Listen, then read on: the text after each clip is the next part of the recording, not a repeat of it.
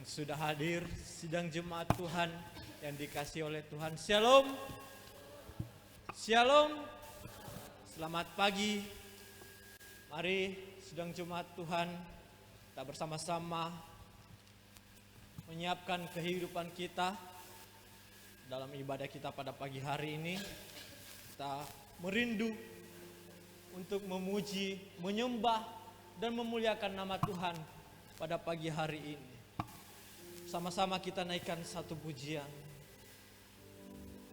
Begitu besar kasih Allah dalam kehidupan kita.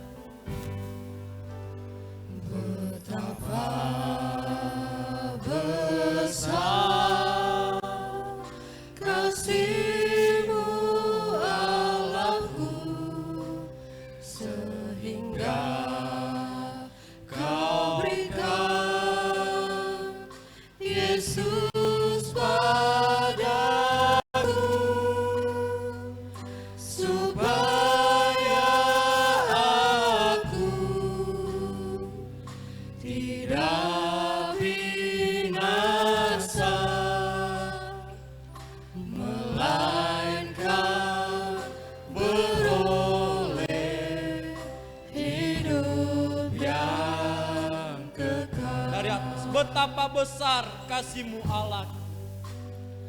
Betapa besar kasih-Mu Allahku, sehingga Kau berikan Yesus padaku, supaya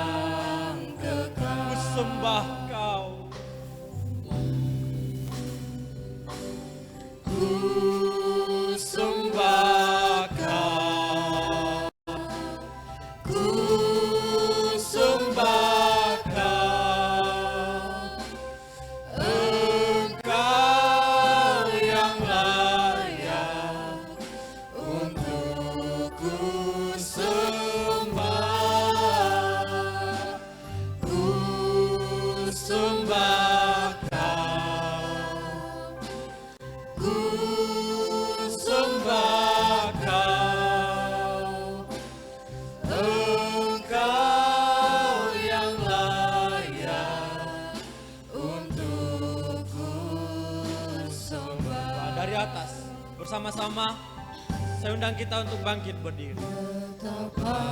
Haleluya. Naikkan pujian ini dengan kesungguhan hati kita. Begitu besar kasih Allah dalam kehidupan kita. Kau berikan Yesus, terima kasih supaya tidak binasa, melainkan beroleh hidup yang kekal. Sekali lagi, betapa besar kasih-Mu Allah. Betapa besar kasih-Mu Allahku, sehingga Kau berikan Yesus padaku, supaya aku tidak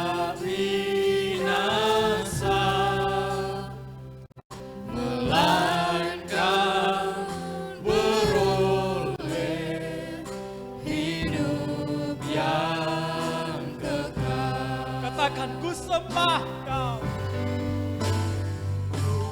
Ku sembah Kau. Ku sembah Kau.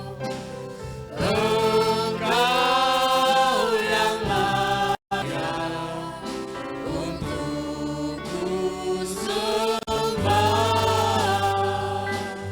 Ku sembah Kau. Ku sembah Kau.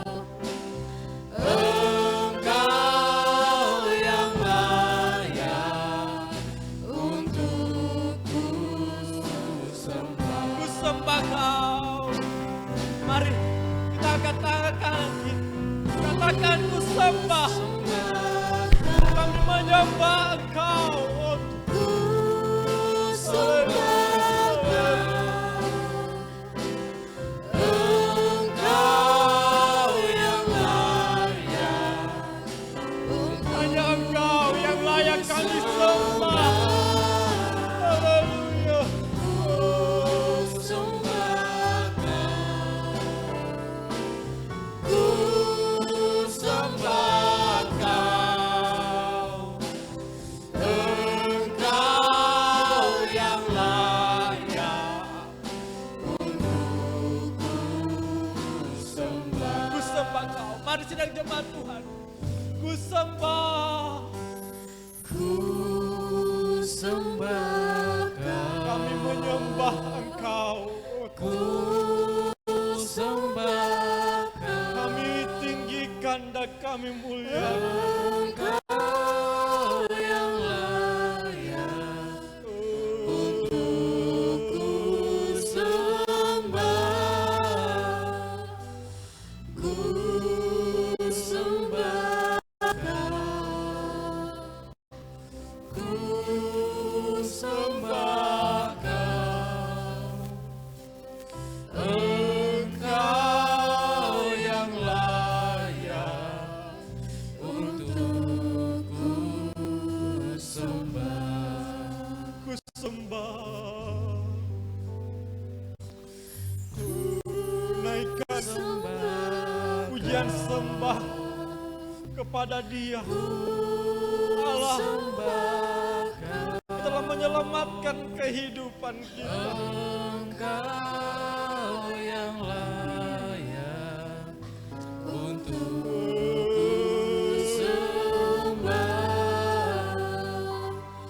Ku sembah Kau. Kami menyembah Engkau.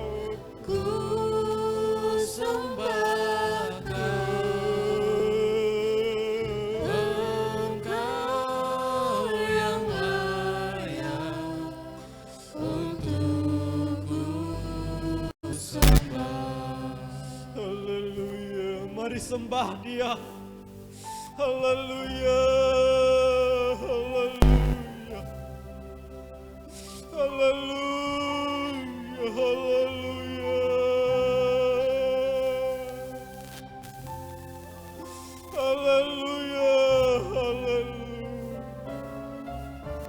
Kami menyembah Engkau. Kami tinggikan dan kami agungkan Engkau, Raja di atas segala raja. Haleluya. Haleluya. Terima kasih ya Tuhan untuk kasih-Mu dalam kehidupan kami. Engkau tidak menginginkan kehidupan kami binasa, sehingga Engkau turun dari sorga ke dunia ini untuk menebus kami orang berdosa.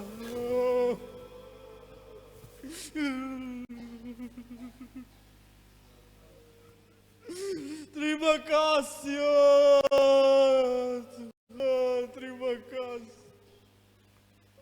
Terima kasih untuk karya keselamatan yang sudah Kau kerjakan dalam kehidupan kami. Engkau sudah turun ke dunia ini, oh Tuhan. Bahkan Engkau mati di atas kayu salib untuk menyelamatkan kami, bangsa kafir yang berdosa ini. Terima kasih ya. Haleluya. Kami bersyukur dan berterima kasih Tuhan, untuk kasih-Mu dalam kehidupan kami. Sampai pada pagi hari ini Tuhan, kasih-Mu masih nyata dalam kehidupan kami. Bagaimana keberadaan kami, seluruh sidang jemaat Tuhan, itu semua bukti bahwa Engkau masih mengasihi kehidupan kami Tuhan. Terima kasih Tuhan, terima kasih. Pada pagi hari ini Tuhan, sebelum kami lebih lanjut memuji dan memuliakan nama-Mu, kami serahkan semua kehidupan kami ke dalam tangan-Mu Tuhan. Biarlah Roh Kudus-Mu yang memimpin kami dalam ibadah kami pada pagi hari ini. Dimulai dari hamba-Mu yang akan memimpin puji-pujian, para barisan musik, singer, bahkan seluruh sidang jemaat Tuhan yang hadir pada pagi hari ini dipimpin oleh kuasa Roh Kudus-Mu, oh Tuhan, sehingga ibadah dan pelayanan yang kami kerjakan hanya tertuju kepada Engkau, Raja di atas segala raja. Oh, terima kasih. Terima kasih. Hamba-Mu serahkan semuanya ke dalam tangan-Mu Tuhan. Dari awal, pertengahan hingga pada akhirnya, biarlah semuanya dipimpin oleh Tuhan dan jadi menurut kehendak-Mu Tuhan. Terima kasih Tuhan. Bahkan perjalanan sidang jemaat Tuhan juga menuju ke tempat ini, kiranya Tuhan menolong mereka boleh tiba di tempat ini dengan selamat Tuhan. Segala pekerjaan iblis setan yang masih ingin mencoba kami Tuhan, mengganggu kami saat kami beribadah kepada Engkau, saat kami melayani Engkau Tuhan, bersatu hati kami mau menolak dan mengusirnya, bahwa di dalam nama Tuhan Yesus Kristus, kuasa darah anak domba Allah menghancurkan segala pekerjaan iblis setan, sehingga otoritas Allah yang hadir di tengah-tengah kami memberkati dan menyertai ibadah kami pada pagi hari ini Tuhan. Terima kasih Tuhan, terima kasih. Kami mulaikan dan kami buka ibadah kami pada pagi hari ini di dalam nama Tuhan kami Yesus Kristus. Haleluya. Amin. Silakan duduk kembali. Kembali saya menyapa sidang jemaat yang dikasih oleh Tuhan. Shalom. Puji Tuhan. Kita sambung pujian kita dari nyanyian rohani nomor 31. Tak terukur kasih-Mu.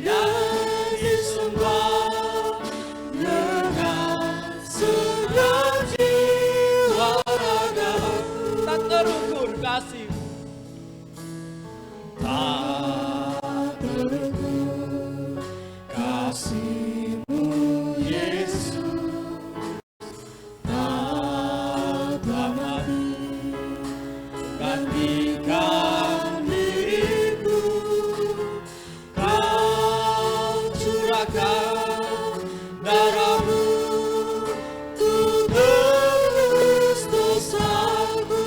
Layaklah, layaklah Kau Tuhan, dipuji dan disembah dengan segenap hatiku. Layaklah Kau Tuhan, dipuji dan disembah dengan segenap jiwa ragaku. Layaklah, layaklah Kau Tuhan, dipuji dan disembah dengan segenap hatiku.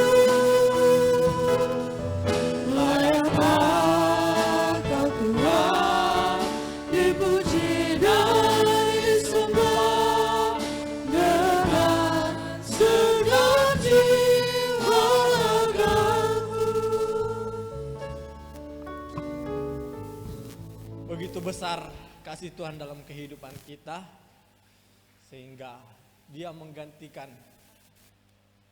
kita yang berdosa ini di atas kayu salib, sehingga Dia membenarkan kehidupan kita, sehingga kita layak untuk menerima keselamatan yang dari Tuhan. Maka dari itu layaklah kita puji dan kita sembah Dia dengan segenap hati kita. Pada pagi hari ini ada kesempatan untuk kita memuji dan membesarkan nama Tuhan dengan kesungguhan hati kita, dengan sukacita kita naikkan pujian, singing glory. Mari sidang jemaat Tuhan, kita bangkit berdiri, kita naikkan pujian ini.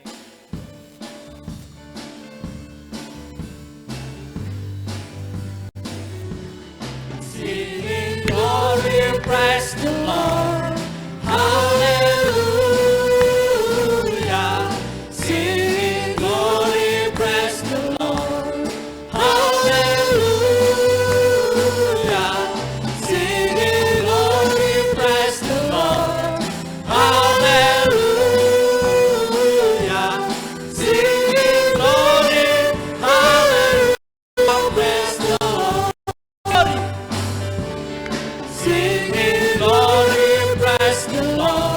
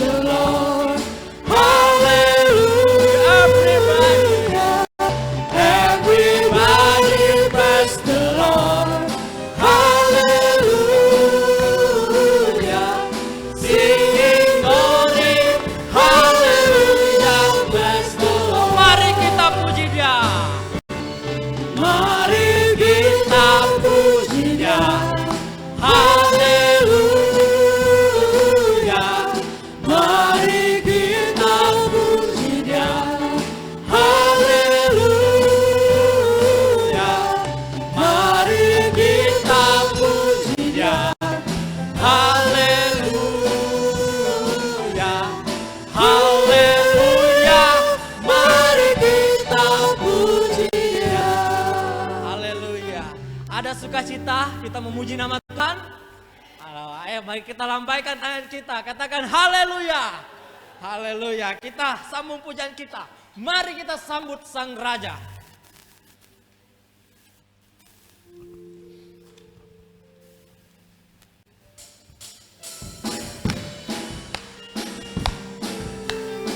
Haleluya, katakan mari kita sambut Sang Raja. Mari kita sambut Sang Raja. Mari kita puji namanya. Dia yang maha mulia, Dia yang maha kuasa. Yesus, Yesus, Yesus Tuhan. Dari atas. Mari kita sambut Sang Raja. Amin. Mari kita puji namanya. Dia yang maha mulia, Dia yang maha kuasa. Yesus, Yesus, Yesus Tuhan. Puji Hosana. Puji Hosana. Puji Hosana. Puji Hosana. Mulia namanya. Puji Hosana. Puji Hosana. Puji Hosana. Mulia namanya. Mari kita sambut Sang Raja. Mari kita sambut Sang Raja. Haleluya. Mari kita puji namanya. Dia yang maha mulia, Dia yang maha kuasa. Yesus, Yesus, Yesus namanya. Puji Hosana. Puji Hosana. Puji Hosana. Puji Hosana. Mulia namanya. Puji Hosana. Puji Hosana. Puji Hosana. Mulia namanya. Puji Hosana. Puji Hosana. Puji Hosana. Puji Hosana. Mulia namanya. Puji Hosana. Puji Hosana. Puji Hosana. Mulia namanya. Puji Tuhan. Beri kemuliaan bagi nama Tuhan. Haleluya. Silakan duduk, sidang jemaat yang dikasih oleh Tuhan. Baik, kesempatan pada pagi hari ini saya persilakan untuk Sangkor Umum GPT Bethesda. Kita ulangi kor pujian ini dan waktu dan tempat saya persilakan.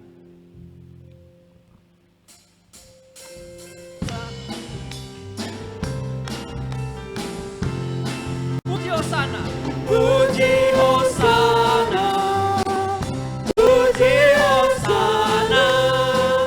Puji Hosana. Mulia namanya. Puji Hosana. Puji Hosana. Puji Hosana. Mulia namanya.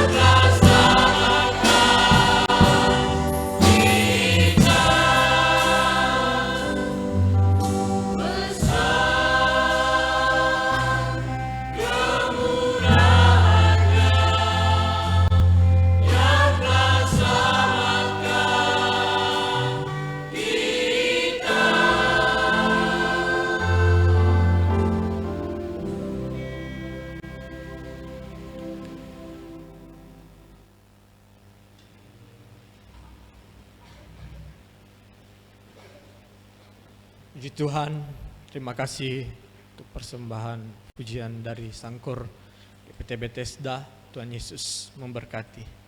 Baik, kesempatan pada pagi hari ini kita akan menjalankan korban persembahan buat pekerjaan Tuhan di tempat ini.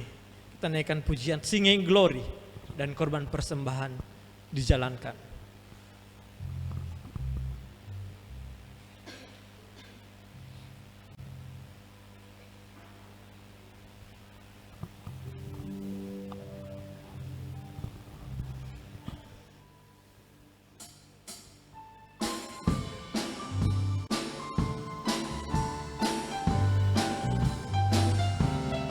Singing glory, praise the Lord, hallelujah.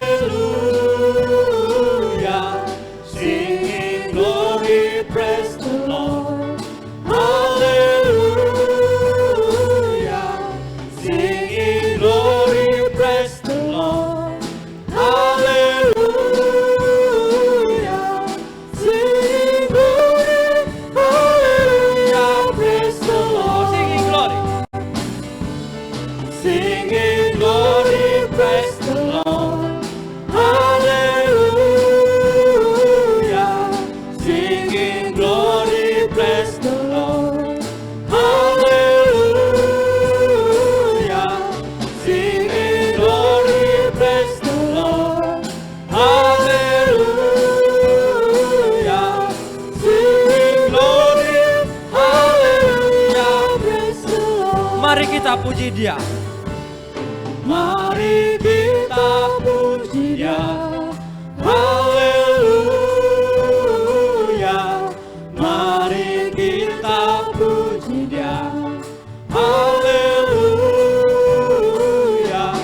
Mari kita puji Dia, haleluya, haleluya. Mari kita puji Dia, mari kita puji Dia. Mari kita puji Dia, haleluya. Mari kita puji Dia, haleluya. Mari kita puji Dia, haleluya, haleluya. Mari kita puji Dia. Singing glory. Singing glory, praise the Lord, hallelujah. Singing glory, praise the Lord, hallelujah. Singing glory, praise the Lord, hallelujah.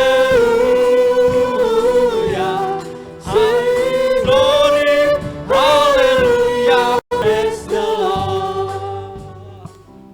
Tuhan, terima kasih untuk korban persembahan sidang jemaat Tuhan. Kiranya Tuhan Yesus memberkati kita semua. Baik, kesempatan pada pagi hari ini, waktu yang ada kita mau bersama-sama merindu mendengarkan firman Tuhan. Mari kita siapkan hati kita, siapkan pikiran kita untuk menerima berkat firman Tuhan pada pagi hari ini. Firman jadi manusia.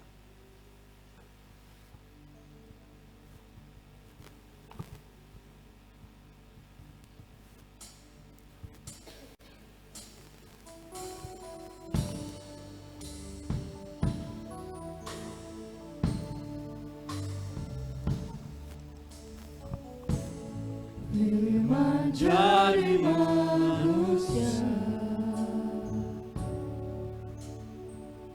diam di antara kita. Ada hidup terang bagi manusia. Engkau datang bagi kepunyaanmu. Firman jadi manusia. Bersama-sama saya undang kita untuk bangkit berdiri. Firman jadi manusia. Haleluya. Diam di antara kita.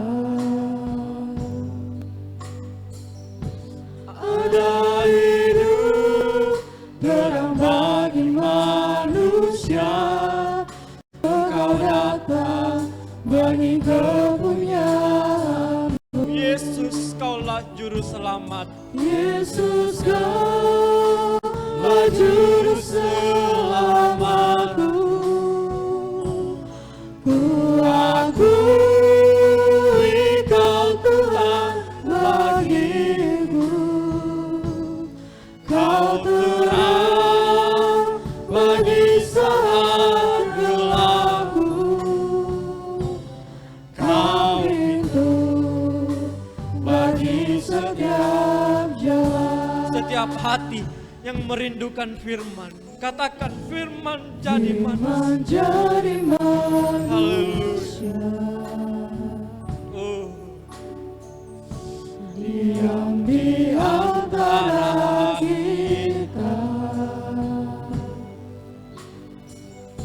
Ada hidup terang bagi manusia. Engkau datang bagi kepunyaanmu. Yesus Kaulah juru selamat. Yesus Kaulah juru selamatku. Ku akui Kau Tuhan bagiku. Kau terang bagi saat gelapku. Kau pintu bagi setiap jalan. Yesus Kaulah juru selamat. Yesus Kaulah juru selamatku. Ku akui Kau Tuhan bagiku. Kau terang bagi saat gelapku. Kau pintu bagi setiap jalan. Sidang jemaat Tuhan, naikkan pujian ini. Yesus, Yesus katakan dengan iman. Ku akui Kau Tuhan bagiku. Haleluya. Kau terang bagi saat gelapku. Kau pintu bagi setiap jalan. Sekali lagi, sidang jemaat saja yang nyanyikan. Yesus Kau. Oh.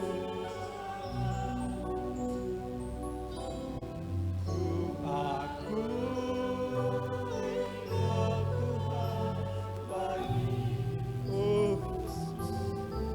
Kau terang bagi saat gelap.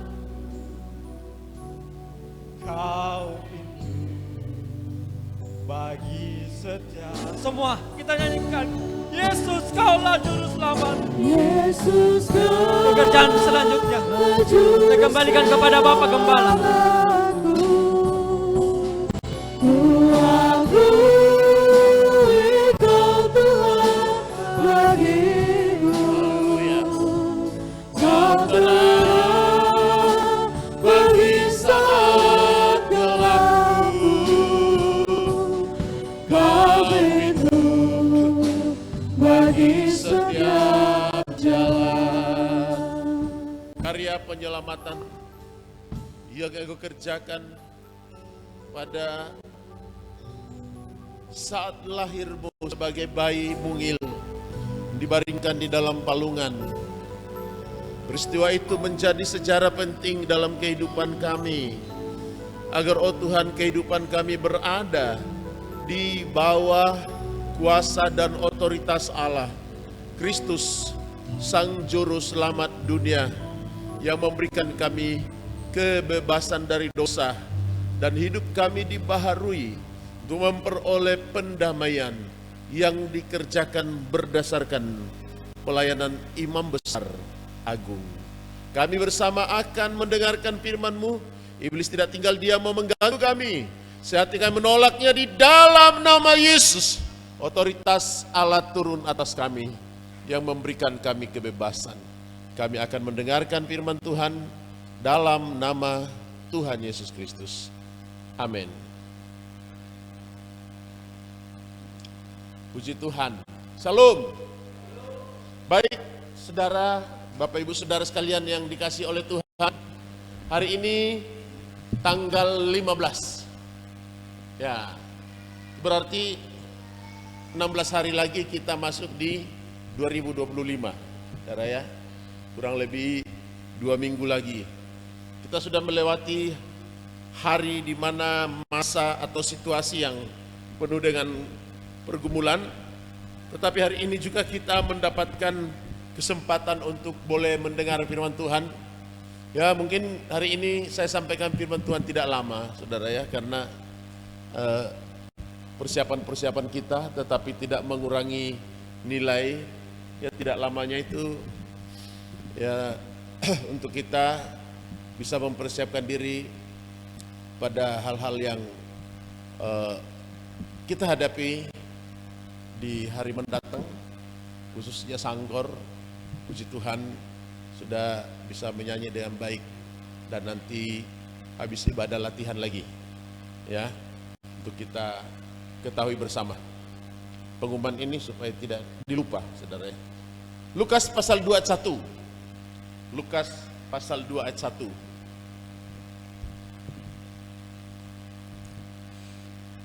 Kelahiran Yesus. Pada waktu itu, Kaisar Agustus mengeluarkan suatu perintah menyuruh mendaftarkan semua orang di seluruh dunia. Iya. Inilah pendaftaran yang pertama kali diadakan sewaktu Kirenius menjadi wali negeri di Syria. Iya. Maka pergilah semua orang mendaftarkan diri masing-masing di kotanya sendiri. Terus. Demikian juga Yusuf pergi dari kota Nazaret di Galilea ke Judea, ke kota Daud yang bernama Betlehem, karena ia berasal dari keluarga dan keturunan Daud, supaya didaftarkan bersama-sama dengan Maria, tunangannya yang sedang mengandung. Ketika mereka di situ, tibalah waktunya bagi Maria untuk bersalin, dan ia melahirkan seorang anak laki-laki, anaknya yang sulung, lalu dibungkusnya dengan lampin dan dibaringkannya di dalam palungan, karena tidak ada tempat bagi mereka di rumah penginapan. Baik ya, tidak ada tempat bagi mereka di penginapan. Walaupun kita tahu bahwa Maria dan Elizabeth itu bersaudara, tetapi hampir-hampir itu pun tidak diterima. Sudah perhatikan kenapa bisa tidak diterima? Karena Zakaria itu adalah imam dari keturunan Lewi. Ya, lalu kemudian situasinya menjadi aib karena Maria belum bersuami, lalu kemudian mengandung. Hal yang beda dengan yang dialami oleh Elizabeth. Dia mandul, tetapi diberikan Tuhan anak di masa tua. Alkitab katakan bayi itu sejak dari dalam kandungan ibu telah penuh Roh Kudus. Tapi Yesus, dia datang dari roh. Itu perbedaan, saudara. Perbedaannya. Perhatikan, pada waktu itu Kaisar Agustus, raja yang bernama Agustus ini, mengeluarkan perintah, menyuruh mendaftarkan semua orang di seluruh dunia. Ya. Jadi, Syria ini, saudara, yang kenal dengan Syria, yang baru saja runtuh kerajaannya, ya, yang baru saja runtuh pemerintahannya. Syria dulu itu menguasai dataran Yerusalem, ya, Palestina. Nah, kita tahu bahwa Israel berdiri menjadi negara itu pada tahun 1948 dengan luas yang sangat kecil. Jadi Yudea, ya, itu adalah dataran terpencil dari kerajaan kekaisaran Romawi di bawah pemerintahan Kaisar Agustus, kaisar raja. Nah, karena itu di Syria, saudara, kota-kota yang disebut Alkitab seperti Damsyik, Damaskus, banyak Nain, dan itu masih ada sampai hari ini, ya. Dan itu menjadi kota tua. Peradaban tertua itu adalah di Syria, saudara, Damaskus itu. Dan kemudian itu menjadi perebutan. Ya, bayangkan, kita tahu bahwa Suriah itu mempunyai kekuatan yang sangat besar, tapi runtuh juga. Nah, karena itu Israel dalam perannya, jangan Arab yang dikuasai, nanti seluruh dunia akan dikuasai. Ya. Dengan cara apa yang menguasai dunia? Di mana ada kantong Kristen, ia tetap membahas tentang Israel sebagai umat pilihan Tuhan. Maka itu dia berkata kepada Israel, kamu akan kujadikan kepala dan bukan ekor. Ya, pemimpin untuk bangsa-bangsa. Apa yang tidak dikendalikan? Ya, kalau nanti kita menerima firman, saudara, ya, kita semua jadi pemimpin, itu dalam bentuk tata kelola kepemimpinan. Tetapi yang ditentukan Tuhan menjadi pemimpin untuk bangsa-bangsa adalah Israel. Ya, tunggu saja waktunya. Ya, saudara, ya. Dan dunia sekarang sepenuhnya dikendalikan oleh Israel. Kita tidak membahas itu. Tetapi saudara perhatikan bahwa sekuat apapun, setingkat negara yang hebat, ya, tetapi pada peristiwa kelahiran Yesus itu, saudara, Syria itu berkuasa menguasai Yerusalem, Bethlehem, Yudea. Karena itu disebut daerah kabupaten. Pada sekarang sudah meningkat menjadi negara. Yerusalem itu adalah negara Israel, sedangkan Bethlehem itu diklaim sebagai negara Palestina. Dulu masih desa terpencil, masih belum diperhitungkan. Tetapi ada beberapa orang yang menjadikan Bethlehem itu menjadi tujuan. Kenapa Bethlehem? Bethlehem itu daerah subur, baik pertaniannya. Ya, kalau pinus, pohon pinus di sana, saudara, 2-3 orang begini, mesti ada pohon itu besar-besar. Kita coba 3 orang pegang tangan, ayo lingkar berapa?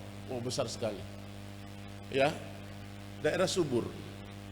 Kita tidak berhenti di situ, hanya menjadi menjelaskan geografis dari Syria ini. Kenapa Syria itu disebut di dalam Alkitab? Karena dulu pada zaman kelahiran Yesus, ya, Syria itu di bawah kekuasaan Romawi. Kerajaan Babilonia, Romawi, saudara, katakan Romawi ada di Italia, tetapi dikendalikan. Ya, maka seluruh struktur pemerintahannya, seluruh struktur pemerintahannya patuh pada perintah raja, kaisar. Nah, itu kaisar memerintahkan untuk mendaftarkan semua orang di seluruh dunia. Berarti bukan cuman Syria yang dikendalikan, tetapi seluruh dunia. Seluruh dunia. Ya. Hal-hal yang mendunia saat ini berasal dari Israel, saudara. Banyak. Handphone, internet, ya, alat-alat tempur, saudara, bahkan hampir seluruh peralatan yang kita pergunakan itu, ya, bersumber dari sana. Tab, iPad, televisi, ya, kemudian ditiru oleh negara lain, memproduksinya secara besar-besaran. Tetapi seluruh perancang teknologi ini berasal dari sana, termasuk jam yang saudara pakai, ya, walaupun pada perkembangannya ada berkembang lampu, saudara. Nah, kita tidak sampai di situ. Tetapi yang terutama yang lahir dari Yerusalem itu, dari Bethlehem itu adalah Yesus orang Nazaret. Nazaret. Ya. Nazaret di kalangan orang Arab berkata Nasrani. Kau Nasrani. Indonesia disebut Nasrani. Ya. Sebenarnya Kristen, kenal dengan Kristen itu artinya pengikut Kristus. Tetapi kenapa melekat kata Nasrani di kita? Karena Yesus dari Nazaret. Demikianlah juga Yusuf pergi ke kota Nazaret di Galilea, ke Yudea. Ya. Kota Daud yang bernama Bethlehem. Jadi dia pergi ke Yudea mendaftarkan diri. Dia orang Nazaret. Dia mendaftarkan diri karena ia berasal dari keluarga dan keturunan Daud. Ini yang terpenting. Ya. Sedangkan Yohanes itu berasal dari keturunan Harun, Lewi. Daud itu siapa? Raja. Maka silsilah keturunan raja-raja itu ada di Injil Matius pasal 1. Silsilah keturunan raja-raja dimulai dari Abraham sampai lahirnya Kristus. Tetapi kita perlu ketahui bersama-sama bahwa peristiwa lahirnya Yesus itu adalah sebuah peristiwa yang telah dirancang oleh Tuhan jauh sebelumnya, yang disebut Bethlehem. Ya, banyak orang merindu sampai ke Bethlehem, tetapi banyak yang gagal kembali ke Bethlehem. Salah satunya yang menjadi gagal sampai ke Bethlehem adalah Rahel, mati di tengah perjalanan di Ramah, lalu dikuburkan di situ saat Rahel sedang berusaha melahirkan anak bungsunya yang bernama Benyamin, yang diberi nama Ben-Oni. Kemudian oleh karena kesusahannya baru dia diganti menjadi nama Benyamin.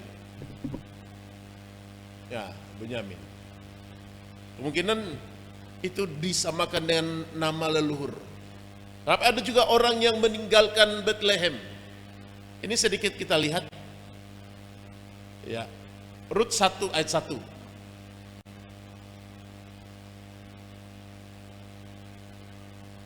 Rut pasal 1 ayat 1.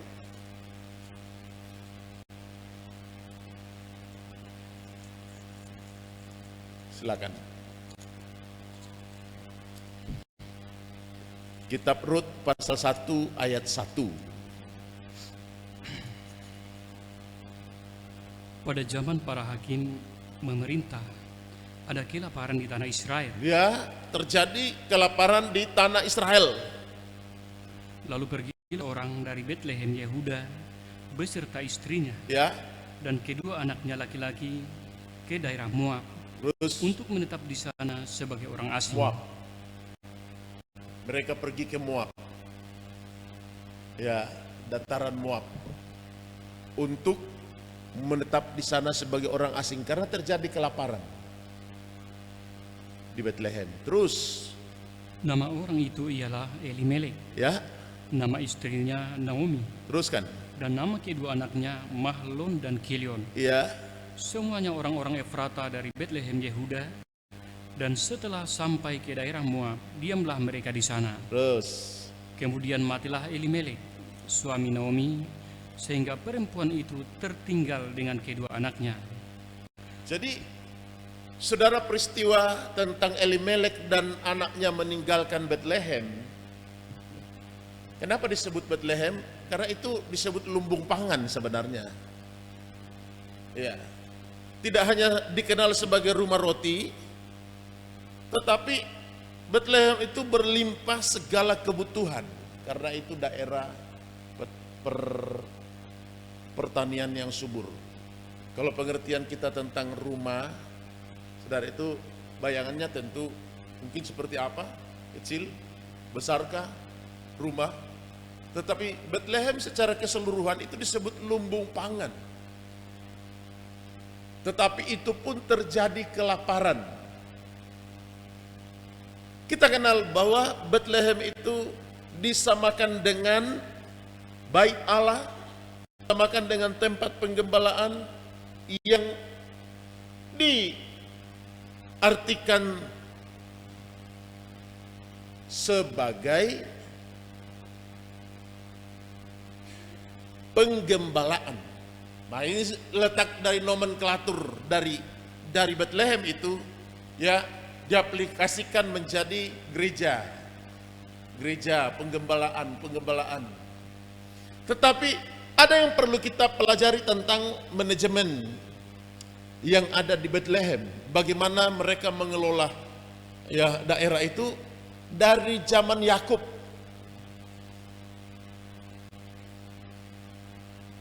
Ya, dari zaman Yakub yang diperkirakan kurang lebih 1000 tahun sampai Taurat, bahkan 2500 tahun sampai lahirnya Kristus.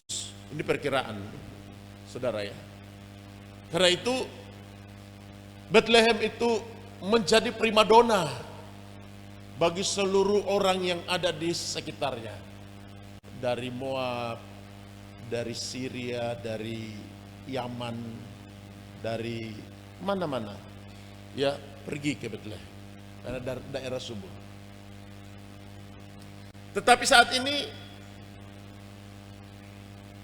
Elimelek meninggalkan Bethlehem karena terjadi kelaparan, menggambarkan gereja suatu saat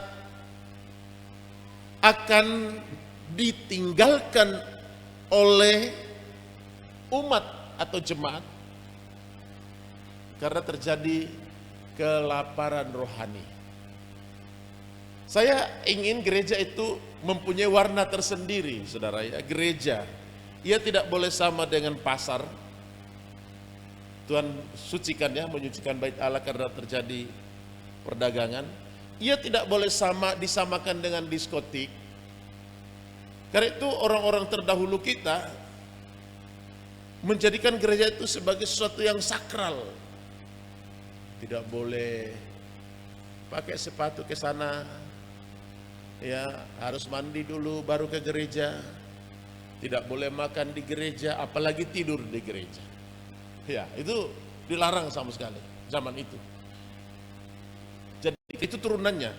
Bersumber dari mana? Bersumber dari bait Allah, itu tabernakel. Ya.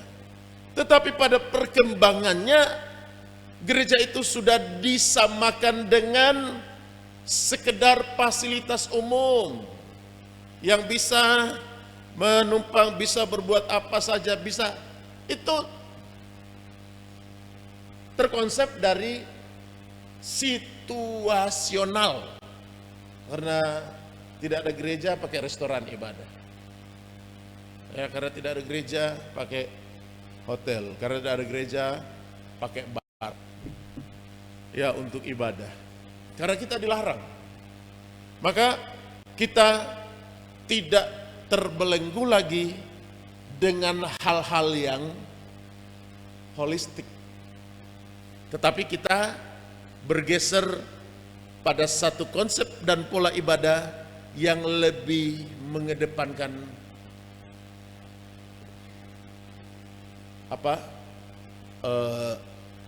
ritual. Kita mengedepankan seremoni, kita mengedepankan ibadah, mungkin seperti itu, tanpa memikirkan hal-hal yang lahiriah.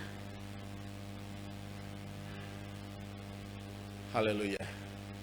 Dengan lahirnya Yesus itu justru lahir di kandang domba, bukan lahir di bait Allah. Perhatikan saudara ya, justru tidak ada yang terima walaupun ada Sakaria. Sakaria saudaranya adalah imam, kakak, abang adik, karena istrinya adalah kakaknya Maria. Seharusnya terima, cuman karena berbeda paham. Wah, kamu aliran Taurat dan ini tidak mungkin bisa kita beri. Sama dengan kondisi kita hari ini. Manakala kita berbeda pemahaman, berbeda agama, ya tentu kita penuh dengan curiga terhadapnya. Wah, jadi kalau nanti orang bilang apa, ya, dan seterusnya. Ini saudara yang terjadi. Karena itu lahirnya Yesus itu, ia merubah dan merombak seluruh sistem peradaban agamawi yang hanya sekedar menjalankan ritualisme.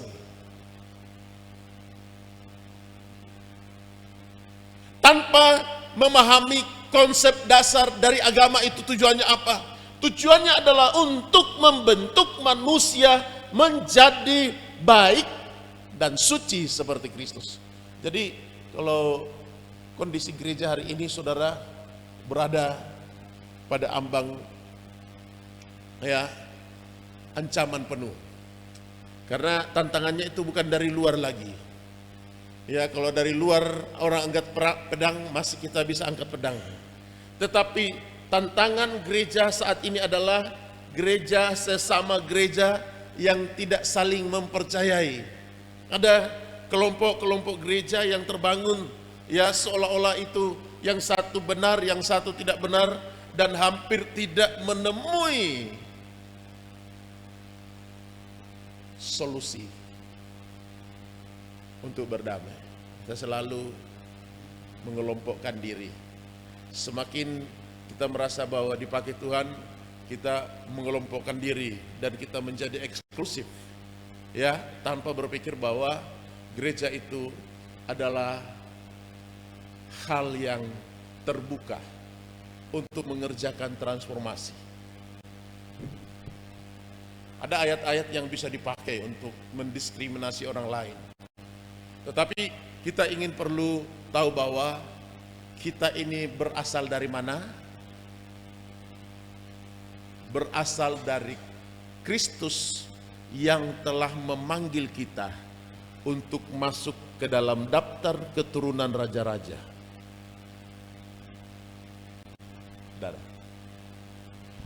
Kita menjadi keturunan Daud dalam artian rohani. Maka mungkin sangat eksklusif kalau saya berkata bahwa seharusnya orang Kristen itu ia harus kaya. Kaya ini tanda kutip. Saudara, jangan diartikan kekayaan itu punya uang banyak, punya rumah banyak, punya anak banyak. Kaya sekali anaknya banyak. Tidak dihitung ya. Aduh, mereka sengsara sekali. Habis anak banyak sih. Nah, ini berbeda, saudara. Pengetahuan banyak, ya. Bahkan orang pandai seringkali ia tidak mau pusing dengan ini orang-orang pintar saat ini, saudara, yang berpikir tentang kekayaan itu tidak lagi terkonsep pada hal-hal logistik. Oh, dulu orang berpikir tentang gudang, ya, mobil dirawat dari tahun ke tahun. Orang-orang kaya dulu itu, saudara, bayangkan mobil hardtop yang tahun berapa ya?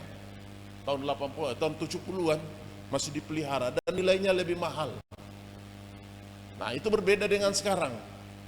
Sekarang manusia didesain untuk menjadi pengguna. Karena seluruh teknologi yang muncul saat ini adalah teknologi yang dirancang untuk diproduksi terus. Seperti lampu ini, saudara. Lampu itu ada waktunya. Ya, ada 18.000 jam, ada 16.000 jam, ada 12.000 jam, mau putus, tidak bisa diperbaiki. Ya, karena yang menghubungkan di dalam itu sejenis cairan kimia yang tidak bisa diproduksi sembarang, menjemur jaringan. Saudara ya, itu di lampu-lampu LED pada umumnya. Dan sangat sulit untuk dirancang untuk tidak. Semua kendaraan juga begitu. Ya, baju juga begitu, saudara. Walaupun bisa dipakai 100 kali, tapi saudara pakai 2 kali aja udah bosan. Itu lagi ya. Ya, seragamnya harus banyak. Jangan cuma satu, banyak. Ya, manakala kita pakai ini, ya kita tidak bosan. Karena manusia zaman ini adalah manusia yang gampang bosan. Tetapi terhadap pasangan tidak, ya, amin. Saudara terhadap pasangan bosan juga? Tidak. Kalau di dunia bosan. Loh, kenapa caranya dengan aduh saya sudah bosan. Ya, udah bosan cari sensasi baru. Udah bosan dia. Dan itulah kondisi saat ini. Manusia semakin mencari titik lemah untuk menjatuhkan orang lain. Saudara perhatikan. Kita sampai beragama pun, ya, orang yang berkata bosan itu terus, nanti sampai di gereja ayatnya itu lagi. Mari kita ke Bethlehem, dengar firman Tuhan kita sudah tahu. Saudara perhatikan, kalau saudara berdalil dengan ayat tidak pernah nambah dari zaman ke zaman. Dan ayat tidak pernah berkurang. Firman juga tidak pernah ditambah dan tidak pernah dikurangi. Tetapi apa yang kita dapatkan dalam satu perkumpulan-perkumpulan, pertemuan kita dengan Tuhan secara pribadi, itu tidak bisa dibeli dengan cara apapun. Dan suatu saat gereja akan runtuh dengan konsep itu. Suatu saat gereja akan runtuh dengan pemikiran itu. Suatu saat akan runtuh dengan pola bahwa kita sudah tahu, kita sudah dengar, kita tidak perlu tergembala, tidak perlu mendaftarkan diri, tidak perlu terpelihara, kita tidak perlu ke gereja dan menjalani hidup yang penuh dengan kejenuhan. Saudara tahu, tidur terus itu mendatangkan banyak penyakit. Makanya saran dari dokter jantung, karena saya hampir 1 tahun konsultasi dengan dokter jantung. Obat jantung apa dokter? Selain obat, 1 jaga pola makan, 2 jalan. Ya, tidak disuruh tidur, jalan. Supaya otot-otot terbentuk, ya, sendi-sendi juga ada relaksasinya, ya, tidak kaku saudara. Jadi kalau saudara jarang jalan seperti robot nanti. Nah, puji Tuhan harus jalan, itu baru satu bagian. Nah, kalau jantung sehat, semuanya sehat, tubuh sehat. Kalau tidur saja, ya, semua terkubur di situ, dikubur oleh bantal dengan kamar yang dingin. Tidak berpikir bagaimana kita maju. Ancaman. Jadi saudara, ancaman pada zaman Yesus berbeda dengan ancaman pada hari ini. Ancaman pada zaman Yesus adalah Herodes memutuskan untuk membunuh setiap anak di bawah umur 2 tahun. Karena terkabar ada raja saingan, ada raja yang lahir. Lahir dari mana? Di Ephrata, Bethlehem Ephrata, Yudea. Ya, lahir dari keturunan Yehuda, bangkitnya keturunan raja-raja, dan itu yang terakhir. Itu yang terakhir saudara ya. Tidak ada lagi turunannya. Tidak ada lagi turunannya yang melahirkan keturunan Raja Daud. Tidak ada lagi. Karena itu baik kita berkata bersama-sama bahwa kita harus tinggal di Bethlehem. Kita harus kembali. Jangan tinggal ke Bethlehem. Kenapa? Karena pada zaman Elimelek mereka meninggalkan Bethlehem, dan apa yang terjadi? Coba 3 Rut 1 ayat 3. Kemudian matilah Elimelek, Ya. suami Naomi, sehingga perempuan itu tertinggal dengan kedua anaknya. Terus Keduanya mengambil perempuan Moab. jadi keduanya mengambil perempuan Moab, itu Mahlon dan Kilion. Terus Yang pertama bernama Orpa, yang kedua bernama Rut. kan. Dan mereka diam di situ kira-kira 10 tahun 10 lamanya. tahun aja di sana. Apa yang terjadi? Terjadi kematian. Elimelek mati, Mahlon dan Kilion mati, saudaraku. Lalu matilah juga keduanya, yakni Mahlon dan Kilion, ya, sehingga perempuan itu kehilangan kedua anaknya dan suaminya. terus Kemudian berkemaslah ia dengan kedua menantunya, dan ia pulang dari daerah Moab. dia pulang dari daerah Moab. Tentu dia berkata, mari kita pergi ke Bethlehem. Karena di Bethlehem ada susu, ada madu, ada sumber pangan yang lain yang kita kenal dengan lumbung pangan. Itu sebenarnya ya, artian kata dari rumah roti itu adalah lumbung. seluruh persediaan ada. Terus Sebab di daerah Moab ia mendengar bahwa Tuhan telah memperhatikan umatnya dan memberikan makanan kepada mereka. memberikan makanan. Kalau makanan rohani kita di gereja, saudara, sudah tidak ada,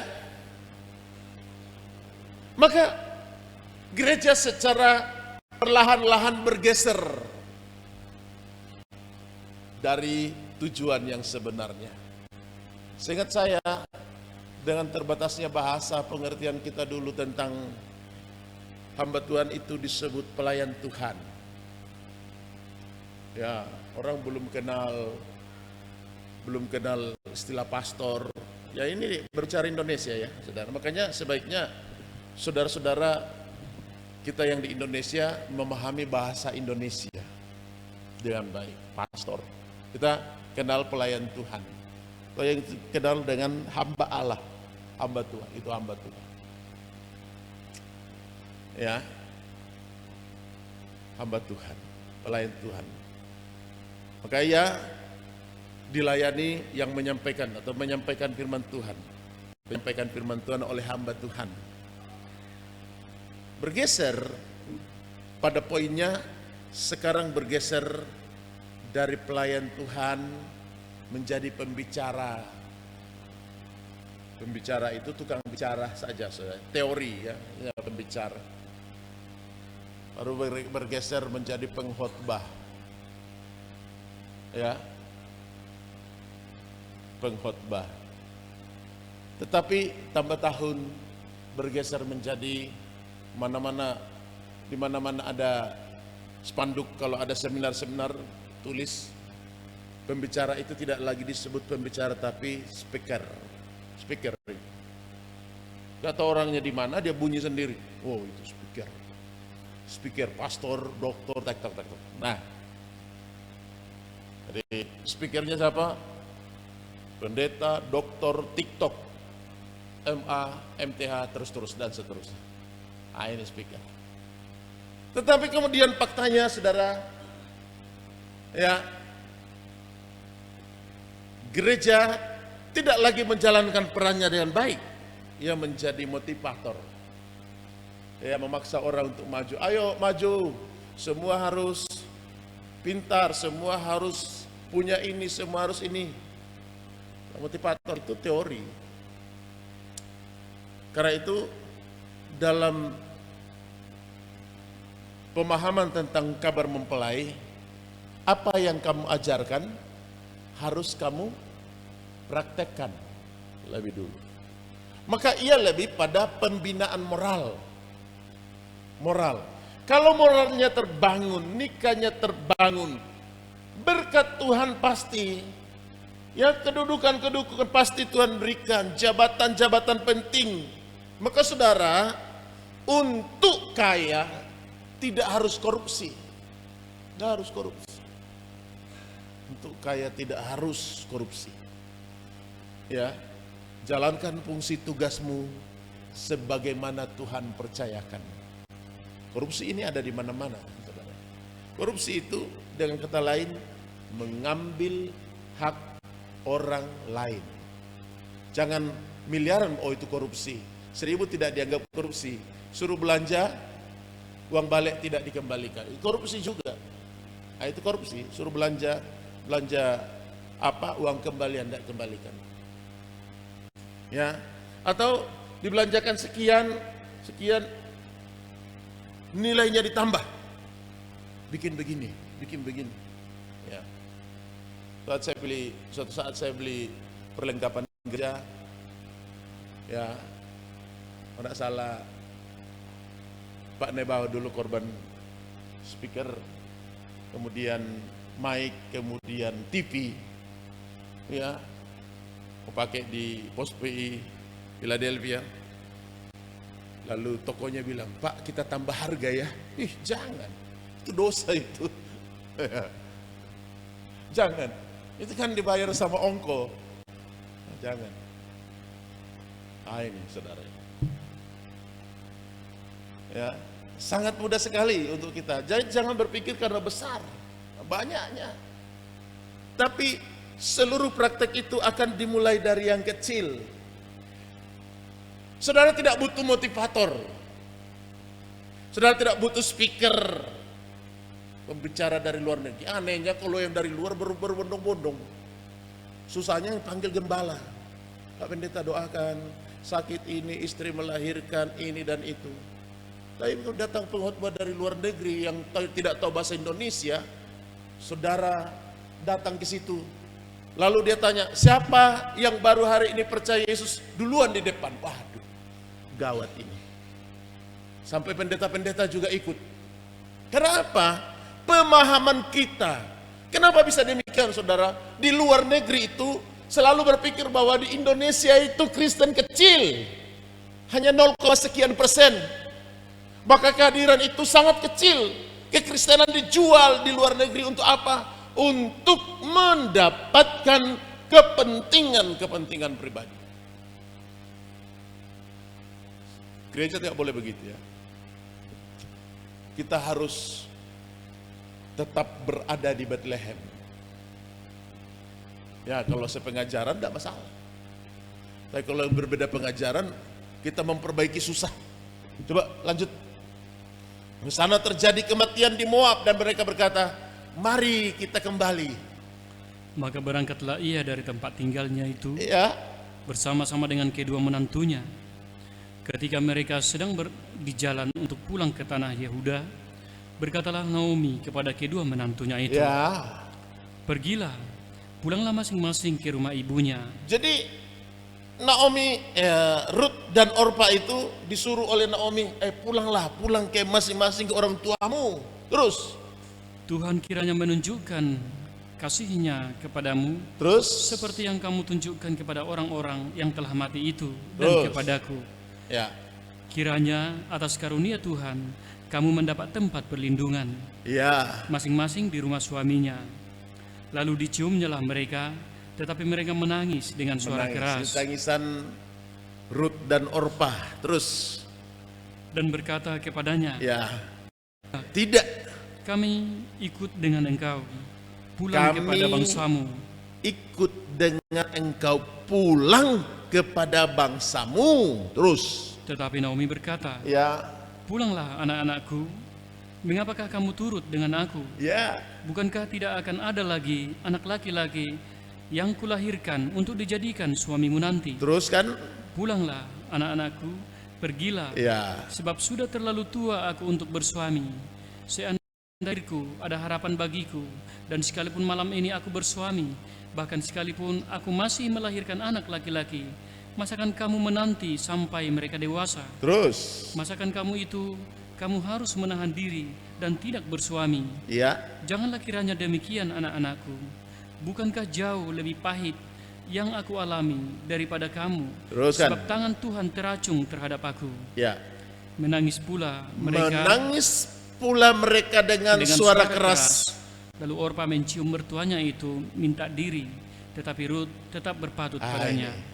Ada tangisan ya, 2. Perpisahan itu, Orpa menangis, tetapi dia berpisah dengan Naomi. Tetapi Ruth menangis untuk tetap ikut. Ruth itu disebut setia, saudara ya. Istri saya nama Ruth. Ada banyak nama Ruth di sini ya. Setia. Jadi istri saya dikasih nama Ruth. Ya. Ceritanya katanya dulu dengar firman Tuhan, ini istri saya. Ya. Dengar firman Tuhan nama Ruth, lalu dia bilang sama bapak, Pak, saya mau ganti nama menjadi Ruth. Dia setia melayani Tuhan, saudara. Setia, luar biasa. Tetapi Orpa menangis, dia balik ke Moab. Dan itu nama-nama Ruth di sini, ya, khususnya orang-orang Kristen yang dari dataran Tapanuli, dari dataran Toraja, dari mana. Nama itu bahkan ada yang pakai semuanya. Orpa, Naomi, Ruth. Wah, semua dia pegang. Tapi tidak menunjukkan, makanya itu tidak setia ya. Harus satu, saudara. Sekarang pakai nama memberi nama anak itu jangan lagi panjang-panjang. Ya. Karena itu lihat, Ruth menangis untuk ikut serta sedangkan Orpa menangis berpisah. Kenapa? Naomi ini menunjukkan dirinya sebagai ibu mertua yang baik. Kalau saudara menjadi mertua harus baik, saudara. Jangan jadi ibu mertua yang ditakuti anak mantu. Wih, sudah datang lagi. Aduh, ya ini takuti sama sekali. Begitu dengar mobilnya datang, aduh datang lagi, ini radio rusak ini. Ya, TV konslet. Baru masuk pintu gerbang sudah mulai berbicara, yong sampai. Ya, belum jadi bapak mantu, mama mantu aja udah begitu, apalagi kau sudah punya bapak mantu dan mama mantu nanti, wah susah. Karena itu jadilah seperti Naomi yang mau memberi perhatian terhadap anak mantunya. Saya tidak panjang di sini. Ini waktu dia lari terus juga ini. Pelan-pelan ya. Haleluya.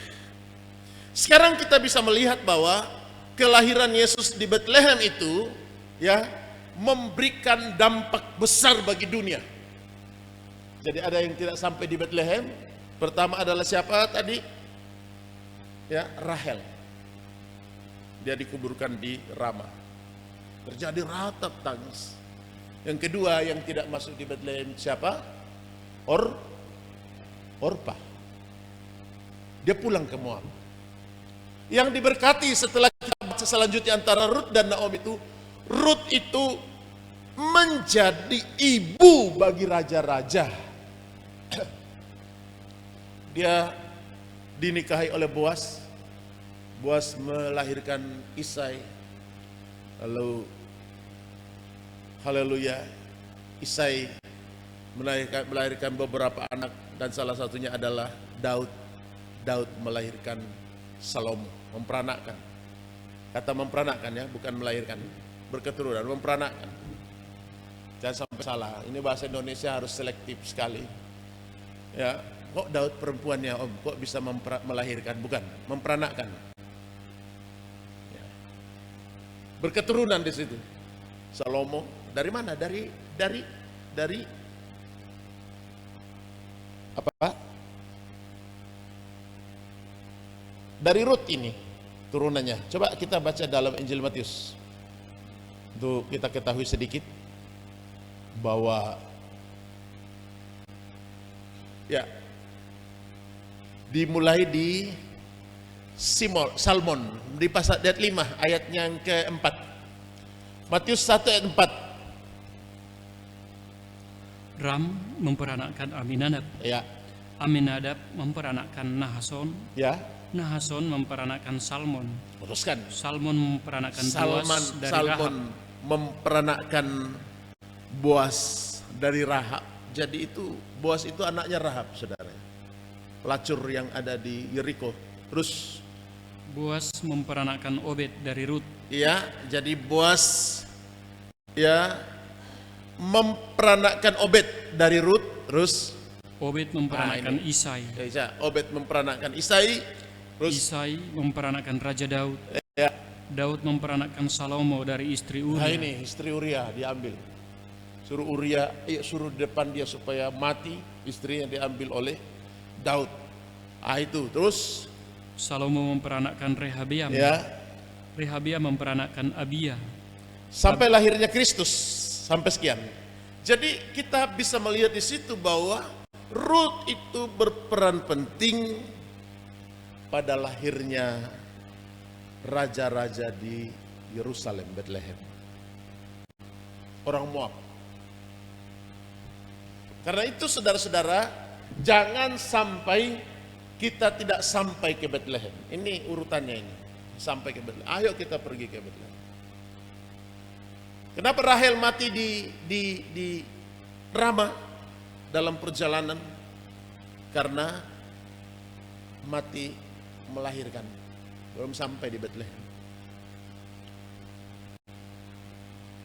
Orpa menangis, bukan menangis untuk ikut ke Bethlehem, tetapi menangis untuk berpisah.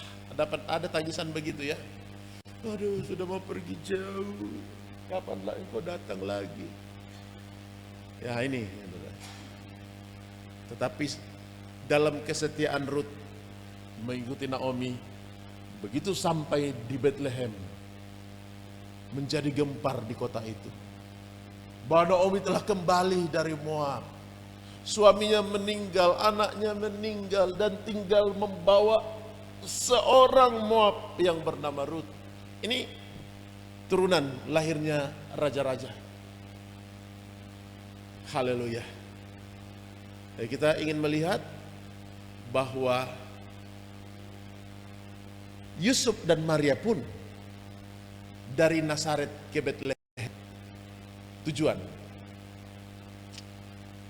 untuk memenuhi seluruh nubuatan dalam nas kitab suci bahwa dari Bethlehem Efrata akan lahir seorang raja untuk menyelamatkan bangsa-bangsa.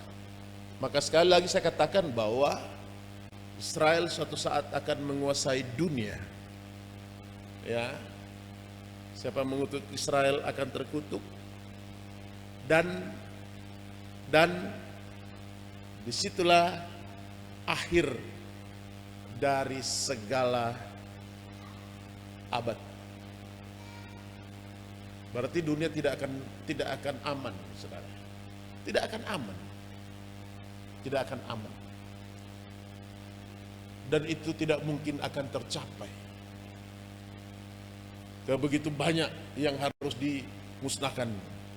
Ini saudara-saudaraku yang dikasih oleh Tuhan hari ini, Yesus lahir di Bethlehem, ya, untuk memberikan keselamatan bagi bangsa-bangsa, untuk memberikan kehidupan, untuk memberikan kemenangan bagi bangsa-bangsa, untuk memberikan kita masa depan. Yesus datang lahir di Bethlehem untuk memberikan kita jaminan tentang kekekalan. Maka itu sidang jemaat, semangatlah kita melayani Tuhan. Kita semangat beribadah, kita semangat melayani Tuhan, ya, kita semangat dan setia sampai Tuhan datang kembali. Kalau kita menoleh kiri kanan tantangan banyak. Ada Herodes, ada Kaisar Agustus, ada Pontius Pilatus, apalagi ada imam-imam kepala, ada ahli-ahli Taurat yang sedang mendiskriminasi kita untuk maju. Maka sekali saya katakan saudara bahwa seharusnya orang-orang Kristen yang menerima Kristus sebagai Tuhan dengan benar, ia harus kaya dan diberkati oleh Tuhan. Seharusnya. Tetapi apa yang membuat kita gagal? Seringkali manakala kita sudah bertemu dengan Yesus, hampir-hampir kita tidak butuhkan hal-hal jasmani lagi. Padahal itu topangan, saudara. Itu ya bisa menopang kita untuk memudahkan kita bergerak. Saudara semakin punya uang, semakin pekerjaannya mudah. Saudara berbicara saja, saya bikin ini. Tidak perlu ikut campur-campur. Tapi kalau tidak punya, saudara, aduh. Ya, kita juga harus berjuang untuk menyelesaikannya. Nah, kita kembali pada Injil Lukas pasal 2. Ya. Saudara perhatikan ayatnya yang ke-3.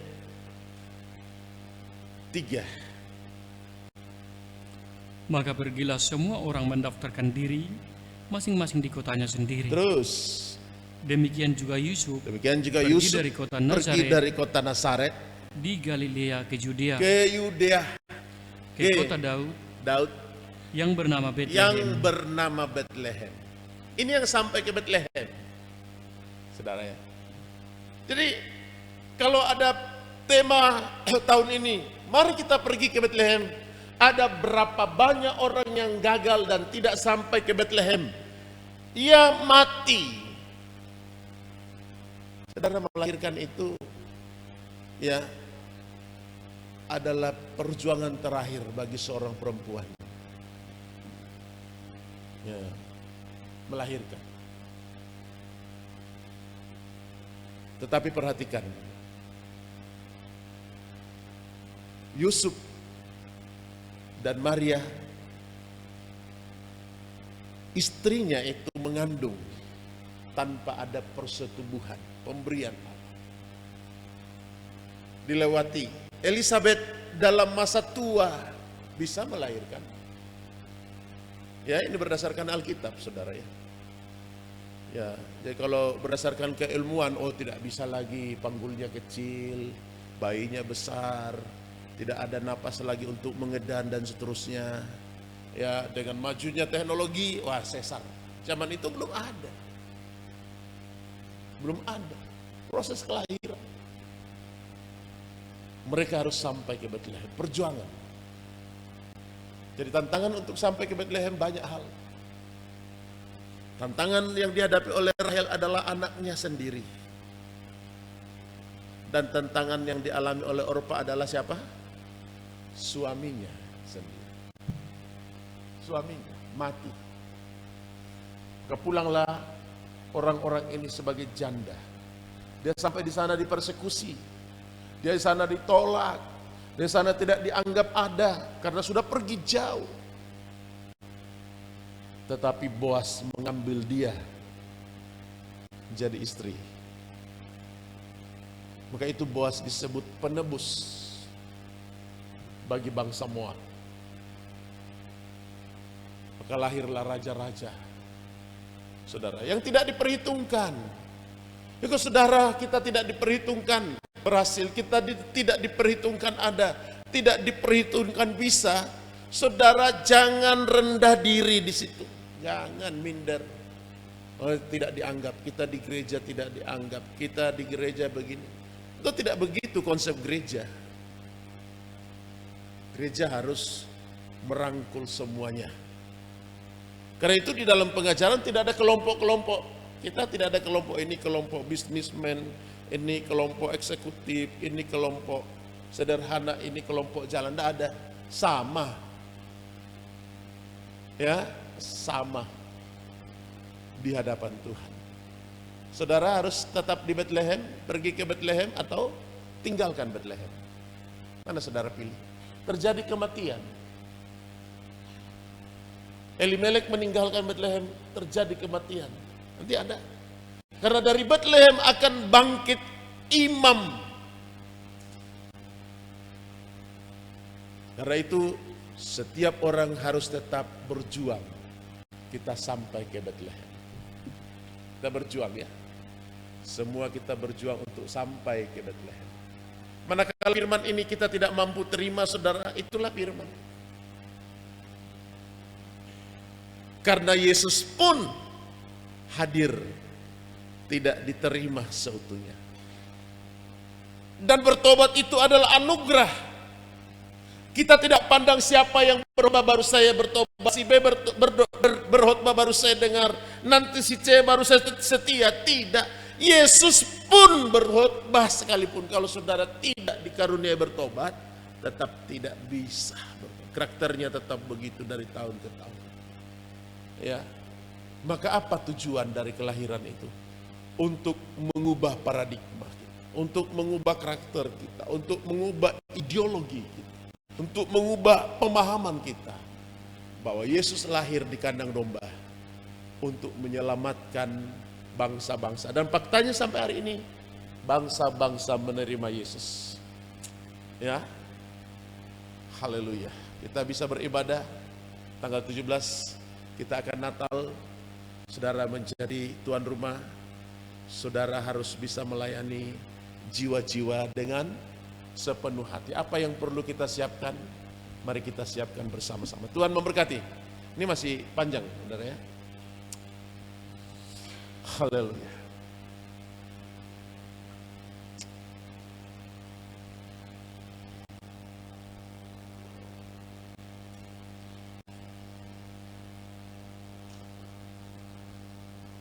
Kita menyanyikan pujian Mulia Sembah Raja Mulia.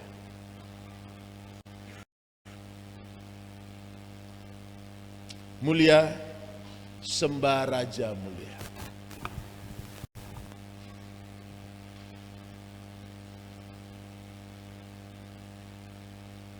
Nyanyian rohani nomor 1. Mulia sembah Raja mulia.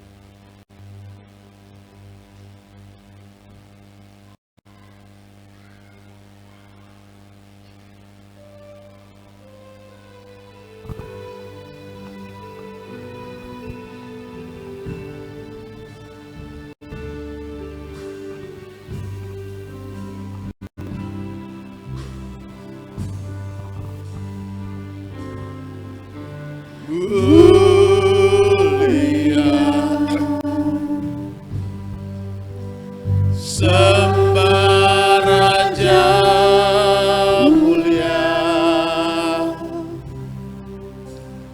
bagi Yesus puji hormat dan kuasa.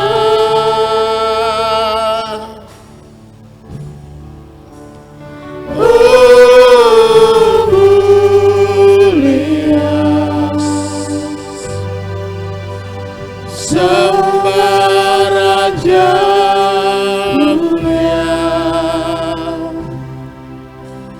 dari surga datang untuk segenap umatnya.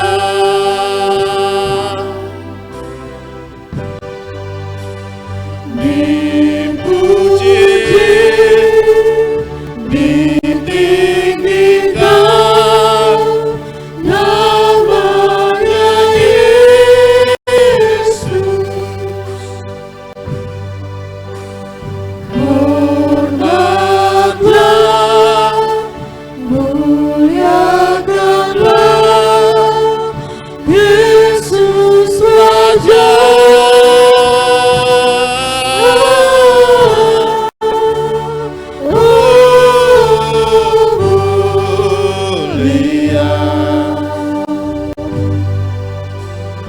Sembah Raja mulia,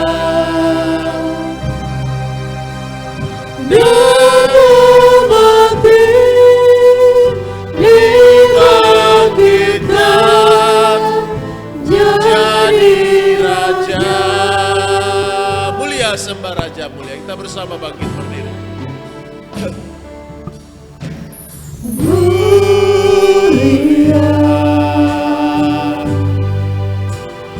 Sembah Raja mulia, bagi Yesus puji hormat dan kuasa.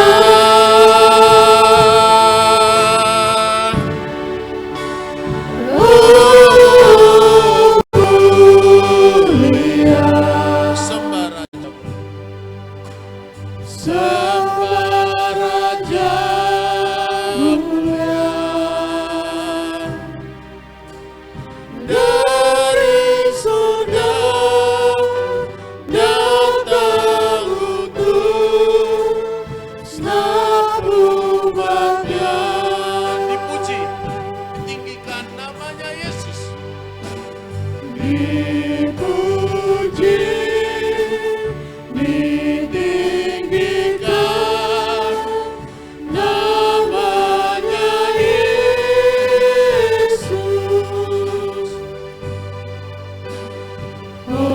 Hormatlah, muliakanlah Yesus Raja.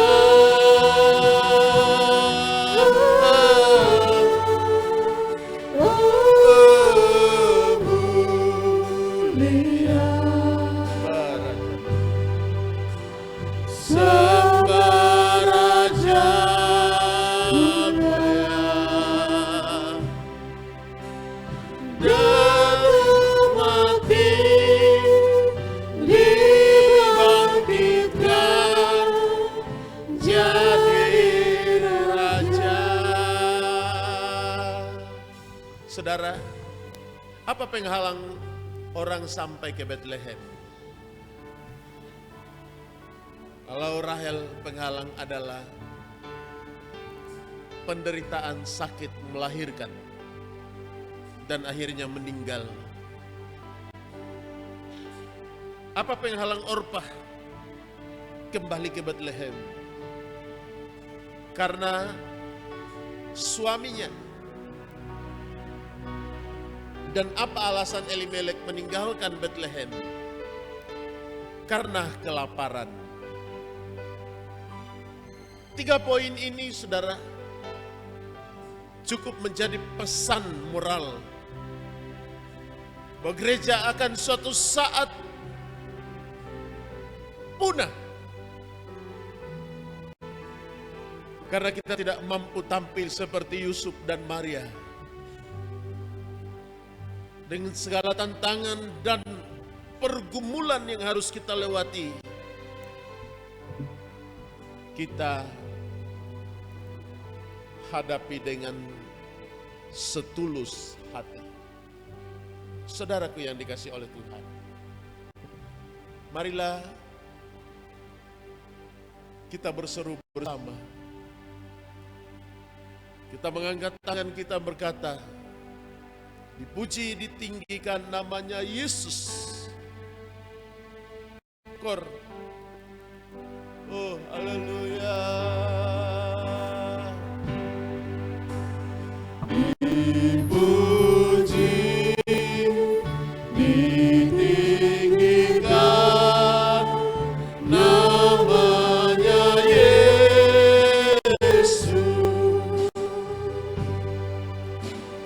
Hormatlah,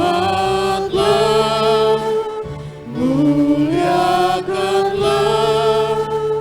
Yesus Raja.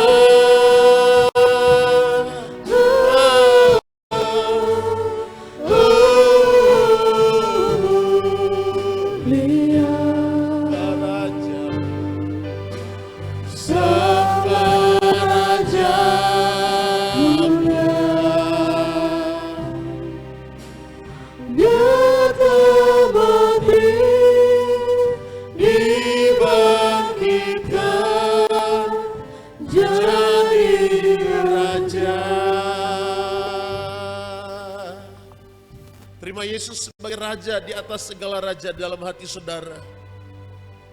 Dia yang membuatmu berhasil seperti Yusuf dan Maria. Walaupun ia tidak diterima di mana-mana, tetapi dia tetap bertahan membawa Yesus Sang Penyelamat dunia. Oh, haleluya. Jangan saudara tinggalkan Betlehem. Jangan saudara menjauh dari Betlehem. Betlehem itu adalah lumbung pangan yang sesungguhnya. Kenal dengan rumah roti. Tapi baik kita berkata bersama, kami harus tergembala, terpelihara di dalam firman penggembalaan, agar tidak terjadi kematian, agar tidak terjadi kelaparan, agar tidak terjadi perceraian, dan tidak terjadi masalah-masalah apapun. Gembalakan umatmu dengan tangan pengasihan-Mu Tuhan. Engkau beri berkat, Engkau beri roti-roti sebagai kebutuhan. Engkaulah yang akan menjadikan kami menjadi terjaga dan terpelihara dalam genggaman tangan kasih mempelai sorga. Adalah doa permohonan kami, sukacita kami, serta segala yang kami perbuat, kiranya berkenan untuk Tuhan Kristus yang kami muliakan dan kami sembah. Kami persembahkan seluruhnya untuk Kristus Sang Kepala Gereja. Berkati firman-Mu pada tanggal 17 Tuhan. Dan kami berkata, mari kita bersama-sama pergi ke Betlehem untuk melihat apa yang terjadi di sana. Karena Tuhan memberikan kita kemenangan. Ialah doa permohonan kami, segala berkat sukacita menjadi berkat Natal, menjadi berkat damai sejahtera, menjadi berkat yang diberikan oleh Tuhan dari sekarang hingga kekal selama-lamanya. Ialah doa permohonan kami. Terima kasih buat firman-Mu. dalam nama Yesus Kristus. Haleluya. Amin. Baik, puji Tuhan. Pengumuman untuk kita ikuti sepanjang minggu. Haleluya. Hari Selasa tanggal 17 Natal Jemaat Bethesda. Kemudian selesai ibadah ini sangkor latihan. Sangkornya sudah bagus, musiknya yang belum dapat, saudara. Jadi memang agak susah musiknya. Dan kita perbaiki bersama-sama. Kemudian sore nanti singer dan musik latihan. Jam berapa? Jam 5. Ya. Jam 5. Mau cepat pulang, jangan datang terlambat. Kemudian besok sore gladi bersih. Ya, jam 4 sekolah minggu ya. Jam 4 sekolah minggu, jam 5 pemuda remaja. Kemudian jam 6 atau setengah 6 ya, sangkor dikondisikan untuk kita semua patuhi. Jadi dilatih masuknya dan keluarnya. Kemudian banyak hal yang perlu. Tahun ini kita penuh pergumulan melaksanakan Natal, tapi puji Tuhan kita bisa sampai pada hari ini dengan segala kerinduan dan doa kita semua boleh berjalan. Kemudian tanggal 20 sebentar sore Natal di Modan. Bagi saudara yang ikut bisa langsung saja ke Modan.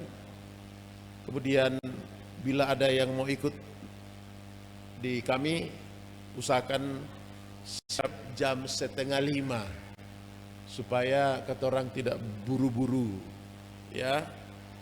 Haleluya, 4:30 berangkat karena ke sana agak jauh, saudara ya.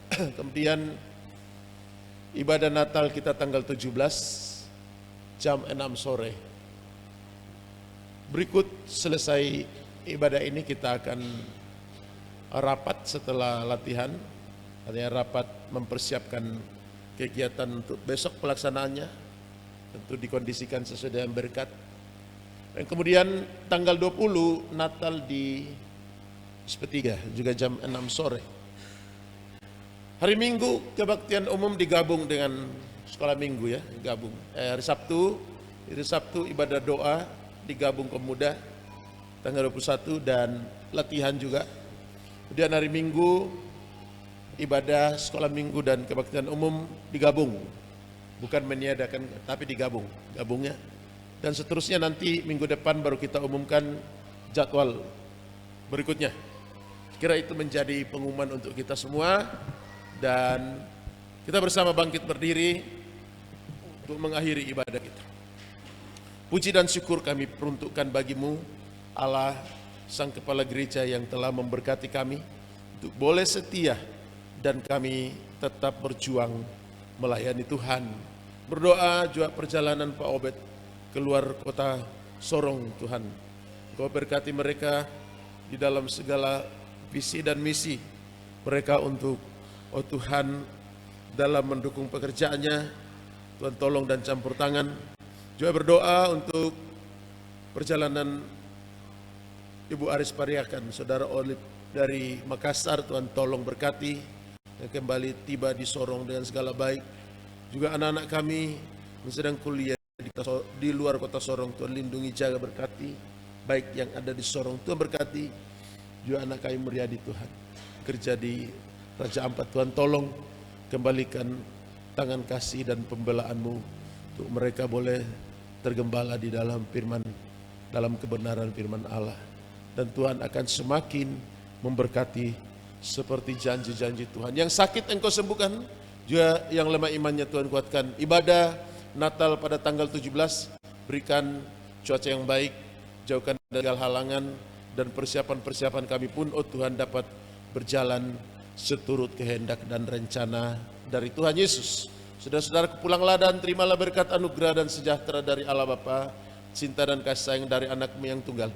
Penyertaan Rohnya yang suci memberkati kita semua. Di dalam nama Tuhan Yesus Kristus, kami mengakhiri ibadah kami pada saat siang. Haleluya. Amin. Selamat siang, Tuhan memberkati kita.